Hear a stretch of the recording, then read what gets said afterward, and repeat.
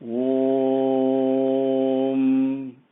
Shri Gurubhyo Namaha Harihi Om Gananaham Tva Ganapatigum Havamahe Kavim Kavinamupamastravastamam Jeshtarajam Brahmanam Brahmanaspata Anasrinvan Utibhitsedasadanam Prano Devi Saraswati Vajebhirvajinivati Dhinama Vitrayavatu Ganesaya Namaha Saraswatyai Namaha Shri Gurubhyo Namaha Harihi Om Sumukhascha Ekadantascha Kapilo Gajakarnakaha Lambodharascha Vikato Vignarajo Vinayakaha Dhumaketur Ganadhyakshaha Phalachandro Gajananaha Vakratundaha Surpakarno Herambaha Skandapurvajaha Shuklambaradharam Vishnum Sasivarnam Chaturbhujam Prasannavadanam Dhyayet Sarva Vignopashantaye Yasyat Viradavaktradhyaha Parishadhyaha Parasatam Vignam Nignanti Satatam Vishvaksenam Tamasraye Gurur Brahma Gurur Vishnu Gurur Devo Maheswaraha Sakshat Parabrahma Tasmai Gurave Namaha Yappivan Satatam Ramacharita Sagaram Atruptastam Munim Vande Prachetasam Akalmasham Shri Rama Rama Rameti Rame Rame Manorame Sahasranama Tattulyam Rama Nama Varanane Shri Rama Rama Rameti Rame Rame Manorame Sahasranama Tattulyam Rama Nama Varanane Shri Rama Rama Rameti Rame Rame Manorame Sahasranama Tattulyam Rama Nama Varanane Shri Ramanama Varanana Om Namayiti Yatra Yatra Raghunatha Kirtanam Tatra Tatra Krutamastakanjalim Bashpavari Paripurna Lochanam Marutim Namata Rakshasantakam. So Viswamitra and Rama and Lakshmana now entered a place that was an extremely thick jungle, very thick jungle. There is no pathway there to guide the feet. You have to make your way, cut the trees and bushes and all that and make your way. And Lakshmana could not contain himself, a curiosity. And he said, Master, who is ruling this fearful place here? You know, all the animals are fighting with each other. There's violence and cruelty and agitation and absolute lack of peace here in this place. Who is this? What is the name of this place? And then Viswamitra replied, Lakshmana, you know, where this now jungle is, this huge forest is, you know, once upon a time, there were two fantastic cities that shone like regions like you would not see anywhere. They were really very exalted kingdoms were here. Two kingdoms were here. And they looked like they were divine kingdoms. And they were called Maladaa and Karosa. Maladaa and Karosa. And it was so good and so exalted and illumined and shining place, right? So everybody thought really this was specially created by the Devas themselves for them to enjoy on the earth. And they relate a story about this, how this place came about. When Indra killed Vridhasura,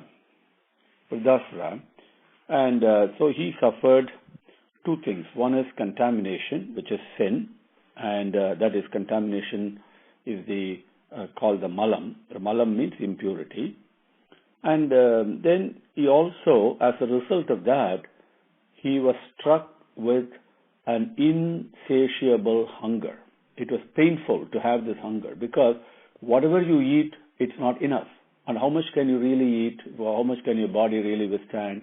So it was an extremely painful affair for him. And so the rishis all brought him here in this place and bathed him in the Ganga. They poured on his head parts and parts of Ganga Jalam, uttering all the while Vedic mantras and all that, and finally washing away all his sins. Now Brahma was very delighted that the mala, the contamination, the pollution, as well as the Karosa means cry, because he was the pain of hunger, insatiable hunger. So obviously, how can he be happy, right? He will be crying all the time. And that's what Indra was at that time. So that cry was also removed, as well as the contamination was removed. The contamination is called malam, like in amalam means purity, as you know. And Karosa means sadness, cry, misery. So since both these were eliminated in this place, and Brahma actually named these kingdoms as Maladaa and Karosa. And the kingdoms, because the Brahma himself blessed it, it rose to great fame, and the gods willed that the place be resplendent with all kinds of crops, as well as other types of wealth, and plenty and prosperity was there. People were very happy. In the meantime, an ogress, a demoness called Thataki, she came in the region, and she started destroying the land.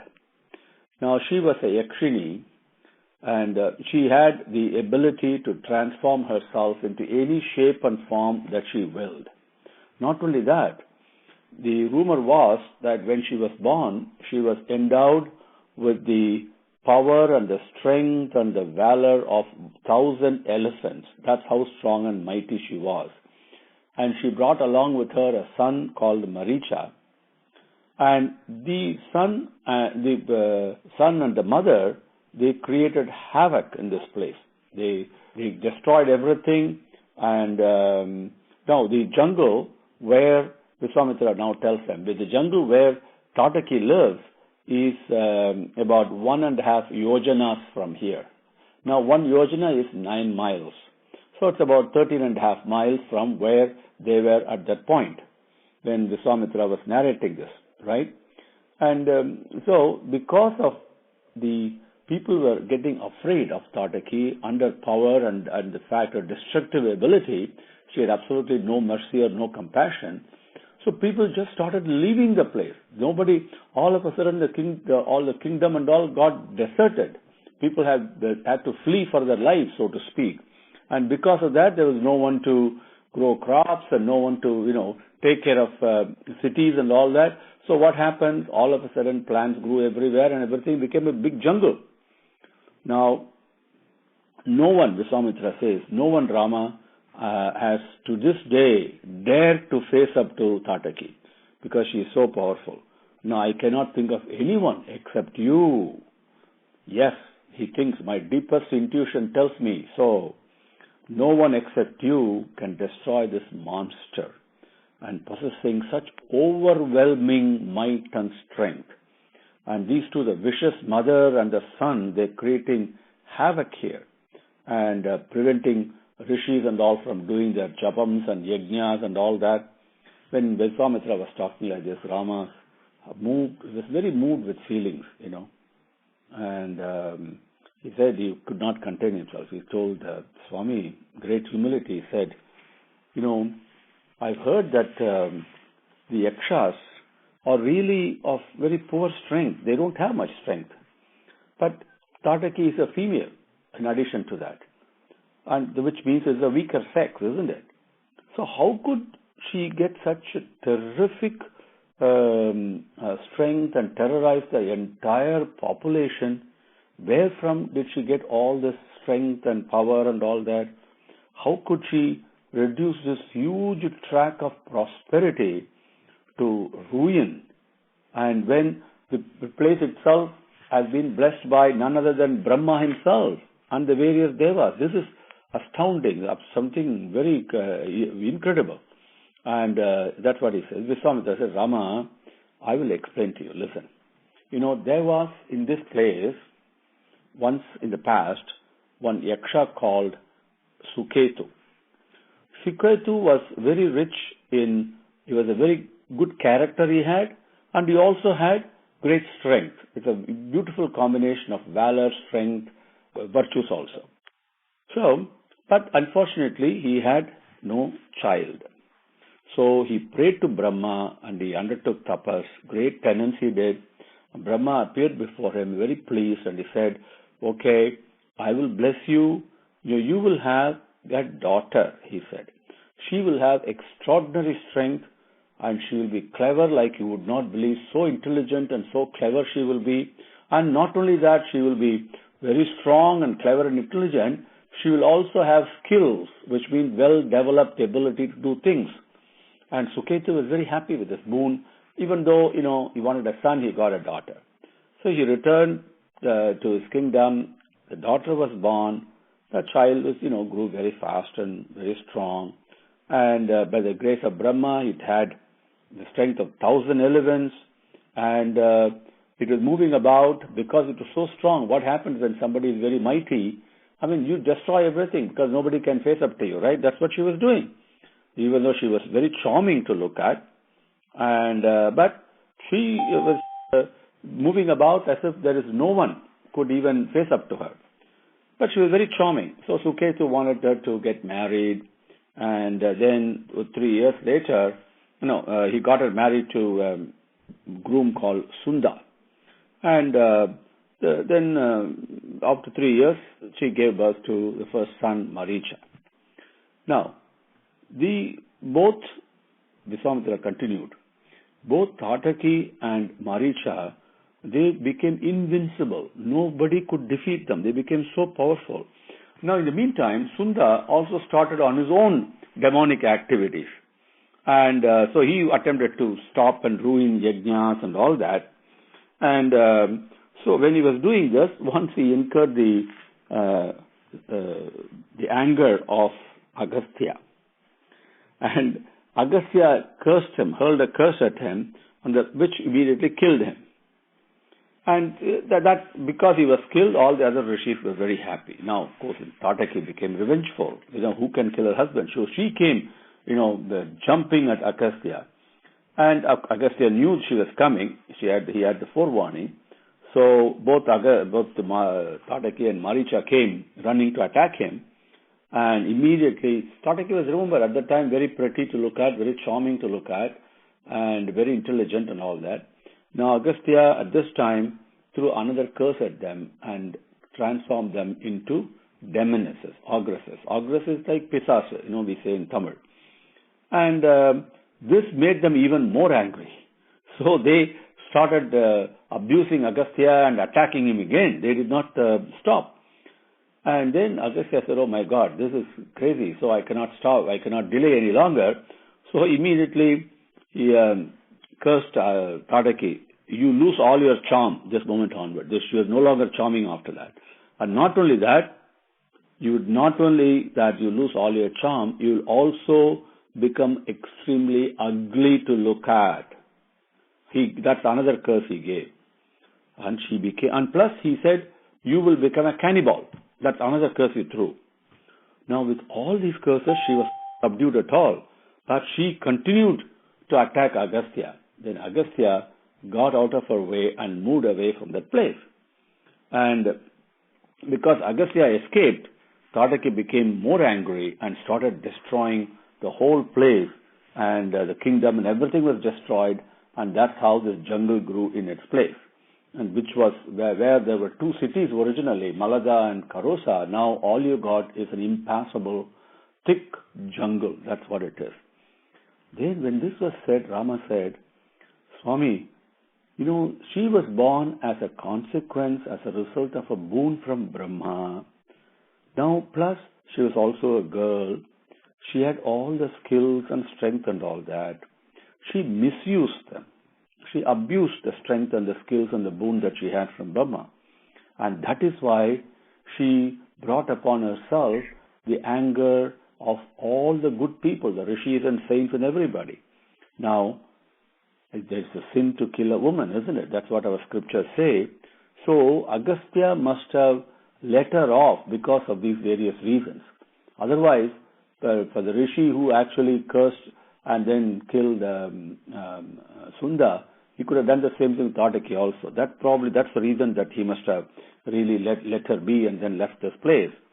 And sir, you tell me now what I should do. I'm here to obey you. Viswamitra was very happy when he heard this. He said, Rama, I am not ignorant of the fact that killing a woman is a very great sin. Very great sin.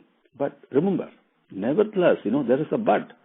We have to protect spiritually progressive people, the good people, the sadhukal, the rishis, the saints, the good-hearted, the virtual people, as well as the cows. That's our duty. Why should we protect that? This is for the protection of the whole society. When they are protected, the society is protected. And because dharma is intertwined with these people, with sadhukal, with good people, with the cows and all that, so we have to protect them. Now, when you do an act for the promotion of dharma means what? To exemplify and illuminate and bring out dharmic activities. Okay, dharma is always latent. Okay, it never dies.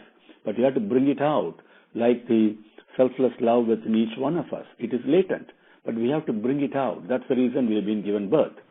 Now, so we have to promote dharma, and not only that, promoting dharma means also you have to remove adharma also.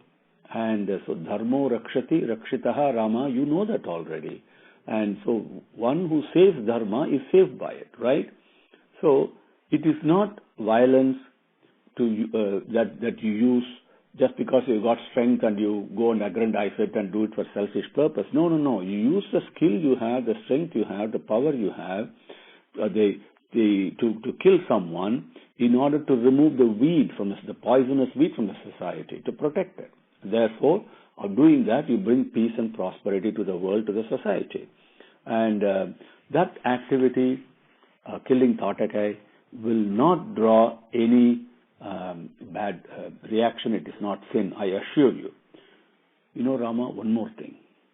The creation, preservation, dissolution are all expressions by Bhagavan himself. Bhagavan creates, Bhagavan protects, and Bhagavan destroys. And they all have happen according to divine will only, Rama. You know that. And these things are not bound by the rules of man. No, they are not. And Rama, you are a divine manifestation. You have the authority and you have the duty. How can a dirt can stick to a fire? No way. No sin can contaminate Bhagavan. No sin can contaminate the divine. The Bhagavan's will, the will that creates. And then once it creates, it takes on an obligation on itself to protect what has been created. And not only that, the creation cannot go on endless, it otherwise be limitless, so it has to be kept under limit also. Therefore, it takes on a duty to punish, correct, and remove things that have been created also. So, the mother and the son, the punishment is due to them. That cannot be avoided. And, I really think Thataki is very fortunate because she is going to end her life in your hands, divine hands today. Before, if she doesn't end her life, she is going to keep on adding heaps and heaps of sins, right? Therefore, you don't entertain the feeling of compassion now, Rama. If you do that and let her go, that will cause unlimited damage to the world. So that would be promoting the decline of dharma. You cannot do that. And it will only help the Thataki to do more sins. Rama, why should I keep on talking about this point and sharing all my thoughts with you, and as if to give you the merits of those arguments? I have seen it all, my Bhagavan, my Rama, he says. I have seen it all with my spiritual eye, my inner vision. You have incarnated in human form to destroy all the Rakshasas. That is the promise with which you have come. This is your mission, Rama, your duty. And now you have to carry it out. And not only today, you have to carry it out. Throughout your career, you have to carry it out. And protecting the dharma, destroying the Rakshasas. Rakshasas means people with demonic tendencies. Okay, they are the very purposes, protecting dharma and removing the evil tendencies. They are the reasons, very purpose why you have taken human form. I know this truth, and that's the reason I rushed to you for your help. Otherwise, why should I leave all my tapas and penance and everything and then go there? You know, we are all involved in our own tapas and all that. But at the same time, in order to protect the world, right, we have to go out and share the divine experiences that we have got with everybody, so that everybody can benefit. And that's the reason I've done all this. And all these things depend only on you, Rama. Why should I have to explain all this thing to you? So when Viswamitra talked in detail like this, Rama listened very patiently with a beautiful, nice smile on his face, right? A very sweet smile on his face, and enjoying that. Then when he finished, and he spoke as if he was just a novice, and he is really not very fully acquainted with everything that he heard. Because one thing about Rama is, seldom does he say that he is an avatar. Okay, very important. And so when Viswamitra finished speaking, he said, Swami, now world does not understand that rishis and sages, when they speak or when they do something, when they speak something, it has tremendous significance for the benefit of the whole of mankind. They don't understand that. Now, I interrogated you. I asked you about the question about killing a woman, only so that we may know how you elaborate, what is in your respected opinion, as Yudhishthira tells Bhishma in the beginning of Vishnu Sahasranamam. Rama is asking, what in your considered opinion, how do you justify this act? Or how do you bring justice to this? That's all I wanted to hear. And please don't understand my question in any other way.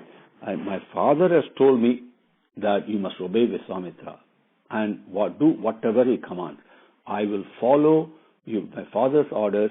You are a great Rishi, Swami, and you've done so much tapas and austerities and all that. When such a person as you declare that Thataki can be killed without incurring sin, and that act is just and moral, I know I will not commit anything wrong. I am ready to carry out any task you impose on me, Swami, for the welfare of the people. So saying, he took the bow in his hand, and then once you have to take the bow in your hand, what's the first thing you do? You wanted to test the tightness of the string. So he tested the tightness of the string. How do you do that? You pluck it. When he plucked it, it produced a sound that echoed and re-echoed from all the directions. The entire jungle woke up, was awakened with such a huge thunderous noise it was. And the animals all fled far and wide in absolute terror. It's like when the whole sky opens up and falls down, what will be the sound like? It was like that. And now, Thataki was shocked by this unusual sound. Remember, she's about 1.5 yojanas away, about 13.5 miles away. And she heard this awesome sound which she had never heard before. Immediately, what is the reaction of anybody who has got an evil tendency, a demonic mind, will become angry. That's what she did. She became not only just angry, she became boiling with rage. Then rushed towards where the sound was coming from.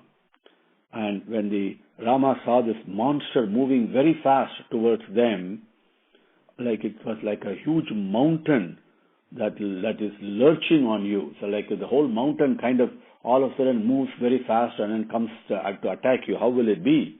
Or looks like a wild elephant charging. Then Rama smiled and told Lakshmana, look, Lakshmana, did you see this mass of ugliness? How can a common man survive when he takes a look at this this frightful sight of this devilish personality, this appearance so terrible, he said, then what are we to say? And then it's also woman, Lakshmana. My mind does not fully cooperate for me to kill it. What I think I will do, I believe, if I cut its hands and legs off, then that may be enough to destroy it. Now this is what this is the thing about Bhagavan.